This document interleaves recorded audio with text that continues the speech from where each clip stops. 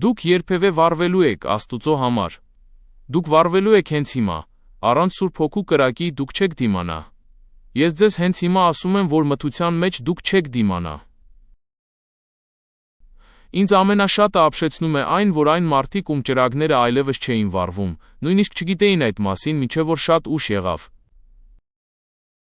Բայց դուք այստեղ եք այս գիշեր։ Դուք այստեղ եք, որպեսզի գաք վերնատուն և թույլ տաք, որ երկնքի կրակը նորից իջնի ձեզ վրա, որպեսզի ձեր սիրտը սկսի նորից վառվել, որովհետև Աստված ասաց, որ կանչել է ձեզ իր նպատակի համաձայն։ Ահա թե ինչ է նա հայտարարում։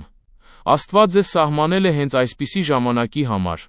Սատանան ձեզ ամբողջ կյանքում ասել է, թե դուք ուղղակի հերթական մարդն եք։ Ոչ, դուք կանչված եք, սահմանված եք, նախասահմանված եք, օծված եք և առանձնացված եք ոչ թե երեկվա համար, այլ հենց հիմա, հենց այսպիսի ժամանակի համար։ Դուք չեք ուշացել, դուք շատ շուտ չեք եկել, դուք ճիշտ ժամանակին եք։ Աստված ձեզ սահմանել է քայլել այն քայլերով, որոնք նա արդեն ասել է, ես հիմա քարոզելու ցանկություն ունեմ։ Նա չի գործում բնական կամ մարմնավոր ոլորտում։ Ահա թե ինչու դուք չեք կարող ունենալ մարմնավոր միտք և փորձել մտնել Աստուծո գերբնական ոլորտ։ Հիսուսն ասաց, որ իր խոսքերը հոգի են և կյանք։ Դա նշանակում է, որ մենք չենք քայլում մարմնավորով։ Ահա թե ինչու ձեր պատերազմը, ինչպես Աստվածաշունչն է ասում, մարմնի և արյան դեմ չէ։ Սա հոգևոր պատերազմ է։ Աստված սովորեցնելու է ձեզ, թե ինչպես պատերազմել մի պատերազմում, որը դուք նույնիսկ չեք տեսնում։ Այնպես որ նա ձեզ հանում է մարմնավորից, որպեսզի Սուրբ Հոգու միջոցով մտնեք հավատքի ոլորտ։ Բայց դուք պետք է հասկանաք, որ Աստված հավիտենականության Աստված է։